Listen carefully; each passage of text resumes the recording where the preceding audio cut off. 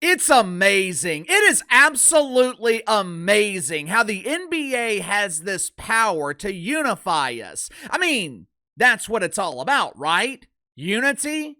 UNITY.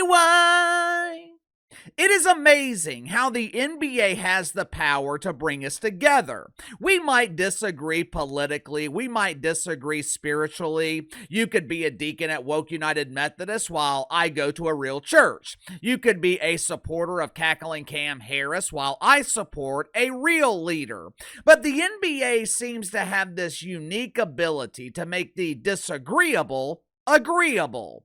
For years now, I have been highly critical of Draymond Green. I've called Dre the most overrated player in the NBA. I've said that Draymond Green is a role player disguising himself as a superstar. If Draymond Green was drafted by the Charlotte Hornets, he doesn't make it to his second contract. If Draymond Green was drafted by the Washington Wizards, he would be unrecognized at family reunions. But to his credit, Draymond Green figured out his role in Golden State. He found a way to ride Superman's cape through a lucrative career in the NBA, and he used that platform to launch a career in the media. Now, even though I cannot stand him, I gotta respect Draymond Green's hustle.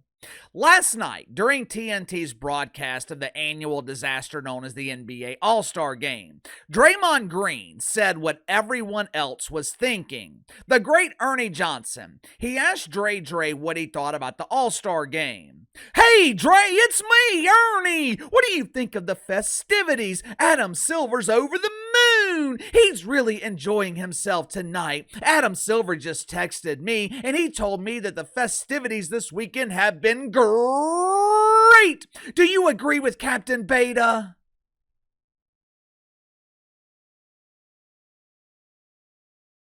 One thing I've never taken away from Draymond Green, the dude is always willing to speak his mind. Last night, live on TNT, Draymond Green said the same thing that Uncle KC has been saying for years. The NBA All-Star Game sucks. I mean, it sucks. It is the worst event in professional sports, and somehow, in his infinite wisdom, Adam Silver managed to take this polished turd and he turned it into a flaming ass fire. What the NBA presented last night, it was an absolute embarrassment, and it further solidifies what I have been saying for years. The problems in the NBA, they are not going to be resolved as long as Adam Silver is the commissioner.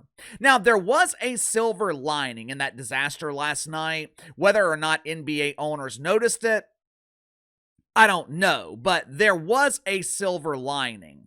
Last night proved, again, that Adam Silver does not have the answers. Adam Silver has no idea what the hell he's doing.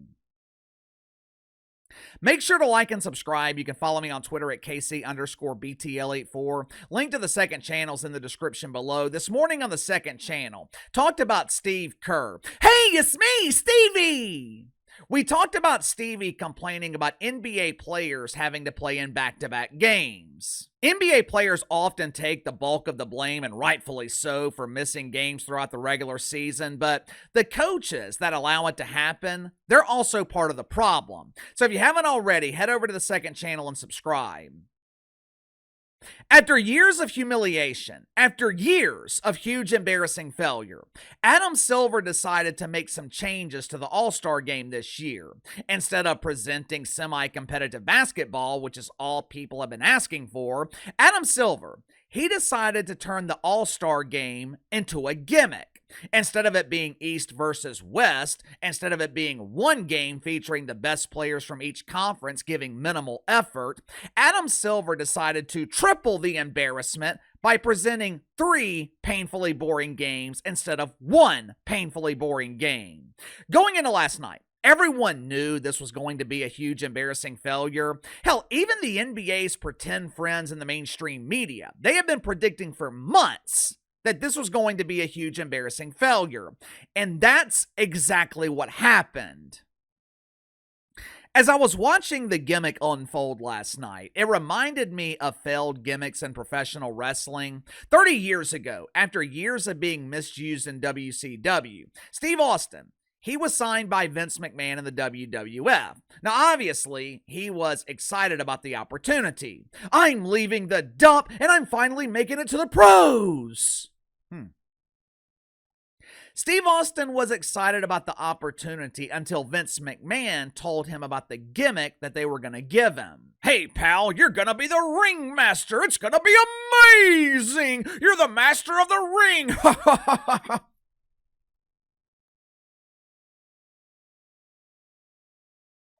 Ringmaster? The hell is a ringmaster? That gimmick is the drizzling shits, and Steve Austin knew it. But he pretended to like it. He accepted the gimmick and tried to perform it because he knew it was a foot in the door. He knew he had a much better chance of making it in the WWF if he was able to pitch his ideas from the inside. 12 months later, with the ringmaster gimmick sinking faster than a helicopter carrying the Lizzo, he comes up with Stone Cold Steve Austin and A Star Is Born. While attempting to watch the All-Star Game last night and the constant gimmicks that the NBA was presenting, for some reason, it just reminded me of Steve Austin. It reminded me of failed gimmicks in wrestling. The only reason that Adam Silver changed the format of the All-Star Game, it was to placate NBA players. He was considering their feelings. Come on, guys, I'm trying to do something fun. Let's all have fun together. Yippee!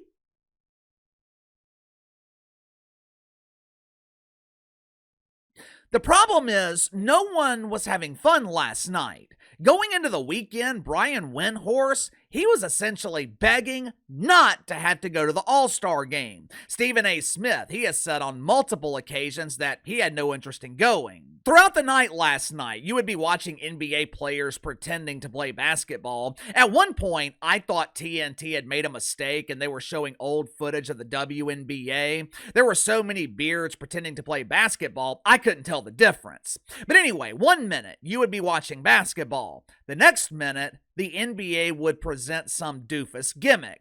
Hey there, kids, it's me, Mr. Beast. Let's hold hands while we watch this anonymous doofus try to make a shot from half court. This will be so much fun.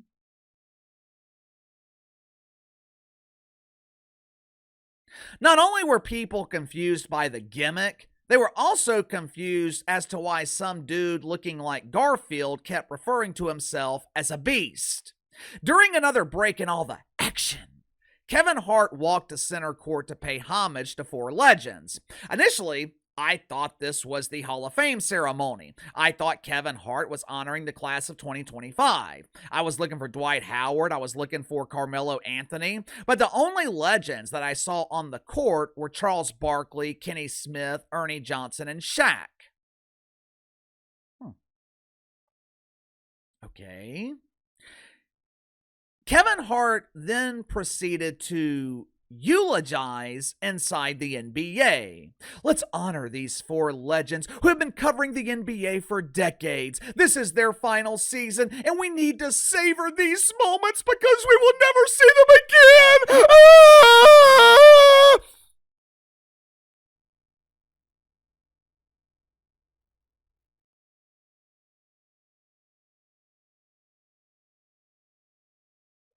What the hell's going on here? Why are we eulogizing four legends who are not retiring? Why are we eulogizing a program that will be covering the NBA next season? Someone please make it make sense. That is what I kept telling myself throughout the night last night. Make it make sense, because none of it made sense. I didn't know if I was watching an all-star game or a sketch comedy show. Problem is, there was nothing comedic about it. The only time I laughed last night was when Draymond Green told the truth by saying that the all-star game sucks.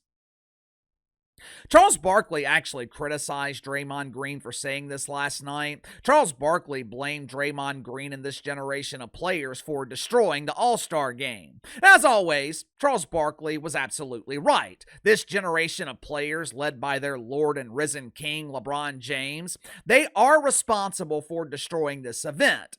But placing all the blame on the players, it absolves the real destroyer. Placing all the blame on the players, it allows the real destroyer of this league to get away with it. The reason the All-Star Game is a disaster is because of Adam Silver. If you want an example of weak leadership, the NBA gave you that example this weekend. Instead of addressing the real problem, which is players refusing to compete in the All-Star Game, Adam Silver did what weak leaders do. He tried to make everyone happy. He tried to create a format that the players would compete in while also entertaining the fans. He tried to shorten the game so players wouldn't have to put in as much effort. But all Adam Silver did this weekend was prove he does not have the answers. All he did was prove he is afraid to stand up to NBA players. If this was happening under David Stern, I think David Stern would do one of two things. He would feature young stars in the All-Star Game. He would feature players like Victor Wembanyama, who he knew would play hard. Or David Stern, he would just cancel the All-Star Game altogether. The one thing he would not do is allow the NBA to be humiliated every February, which is exactly what's happened the last 4 or 5 years. The All-Star Game is an annual embarrassment, and for some reason, Adam Silver, he just continues to tolerate it. I have been saying this for years. One of the main problems in the NBA, the players do not respect Adam Silver. For the better part of 10 years, NBA owners, they have been waiting for Adam Silver to address the problem with players not competing. And I'm not talking about the All-Star Game. I'm talking about players not competing during the regular season, missing games. All it took was one trade, and the entire league was shook. The Mavs trading Luka Doncic, it put every player in the NBA on notice. But it shouldn't have come to that. It shouldn't have taken an organization losing an irreplaceable player to get the attention of the other players. That responsibility falls on the commissioner. But Adam Silver, he's just not capable of doing it. The media often describes Adam Silver as a good businessman. He's often described as a nice guy. I like Adam. He's swell. He's a nice boy. Thing is, I don't think they're wrong. I've watched a lot of interviews over the years with Adam Silver. He's smart. He's articulate. Adam Silver seems like a great man. He'd be a great neighbor. If one of my dogs got out of the backyard, Adam Silver, he would chase them down. He'd probably stop traffic to make sure they didn't get hit by a car. On his way back, he would bring in my garbage can while dropping off the dog. He'd notice that the yard needed to be cut, and he'd offer to cut the yard. If I was sick, Adam Silver, he would bring me a hot bowl of soup. He'd probably be fun to hang out with. You'd probably feel safe leaving your children with Adam Silver. But as the commissioner of one of the largest leagues in the world, as someone who is in a position to be a leader of men, Adam Silver is not qualified. And we have over 10 years of evidence that proves this. Look at the NBA now and look at the NBA with David Stern. I'm not talking about money. I'm talking about perception. I'm talking about the overall product. Look at it now and look at the NBA before 2014. You tell me which league was better. Also, give me your thoughts on the All-Star Game. Did anyone watch it? I have a feeling this could get real ugly for the NBA. I have a feeling that the NHL outdrew the NBA this weekend. As soon as ratings are released, I'll let you know. But in the meantime, sound off in the comments below. I'll see you guys later.